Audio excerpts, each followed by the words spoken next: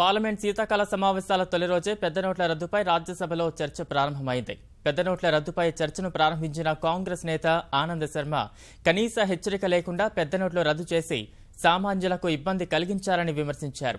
గతంలోనూ పెద్ద నోట్లు రద్దు చేసినా ఎప్పుడూ ఇలా జరగలేదని పేర్కొన్నారు. ఖాతాల్లో ఉన్న నగదు ఉపసంహరణకు ఆంక్షలు విధించే అధికారం ఎవరిచ్చారన్న ఆనంద్ శర్మ గోవాలో చేసిన వ్యాఖ్యల పట్ల ప్రజలకు ప్రధాని క్షమాపణ చెప్పాలని డిమాండ్ చేశారు. స్విస్ బ్యాంకుల్లో డబ్బులు దాచుకున్న వారి వివరాలు బహిర్గతం చేయాలని సూచించారు. सरकार को बताना पड़ेगा कि प्रधानमंत्री जी ने जो उस दिन कहा कि क्या वास्तविक तौर पर जो पैसा हिंदुस्तान के बाजार में था, घरों में था, गृहिणियों के पास था, किसान के पास था, मजदूर के पास था, उसकी पगार का था, सरकारी कर्मचारी के पास था, क्या वो पैसा काला धन था? यह प्रश्न उठता।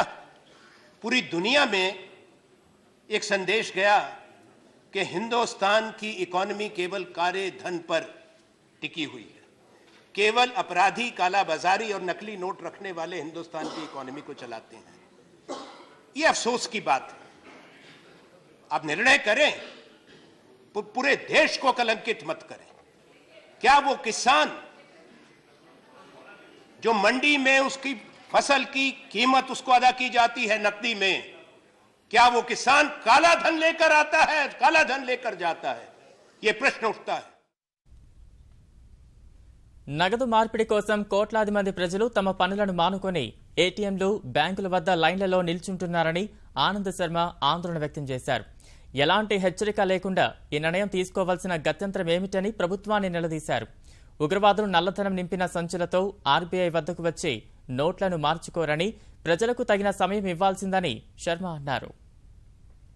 जो 200 रुपए दिन की दिहाड़ी पाता है वो एक सप्ताह से लाइन में लगा है, कतार में खड़ा है, किसी तरह से 2000 रुपया मिल जाए वो भी नहीं निकलता, मशीन काम नहीं करती, लंबी लंबी कतारें लगी हैं, करोड़ों लोग लाइनों के अंदर हैं. सब लोगों को, हिंदुस्तान के तमाम नागरिक को बिना किसी वार्निंग के आपने देश के सब लोगों को अपराधी बना दिया. कम से कम उनको बताते कि फलां तारीख से हम बंद करने जा रहे हैं, तो आतंकवादियों को फायदा हो जाता, जिनके पास काउंटरफिट पैसा है उनको फायदा हो जाता. अब ये तर्क ऐसा अजीब है, किसी की समझ में नहीं आ रहा.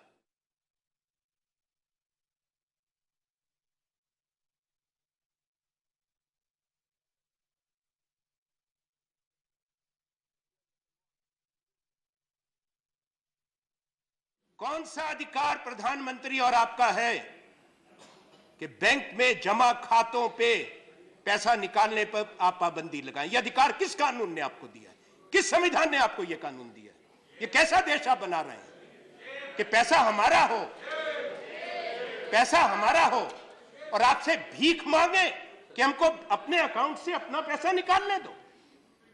इसको आप न्याय कहते हैं? इसको काले धन से लड़ाई कहते हैं?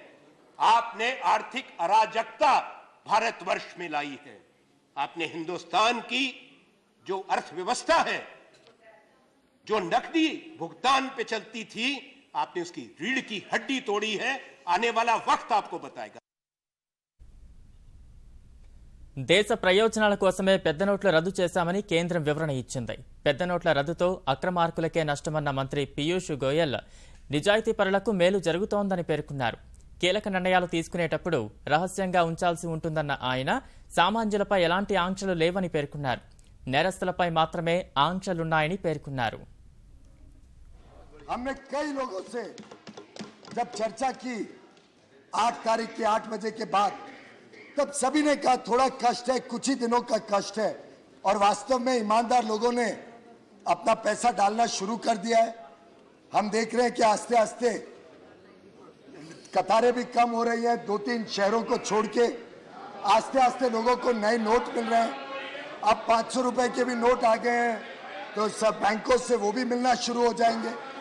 और देश की जनता कुछ दिनों की कठिनाई सहन करने को आज तैयार है, क्योंकि उनको आज ये उम्मीद है और ये विश्वास है कि प्रधानमंत्री मोदी जी वास्तव में काले धन और भ्रष्टाचार, आतंकवाद और ड्रग्स के अंदर लगाए हुए जाली पैसे के ऊपर जो जंग कर रहे हैं वो देश हित में है, जनता के हित में, कल्याणकारी कार्यों के हित में है।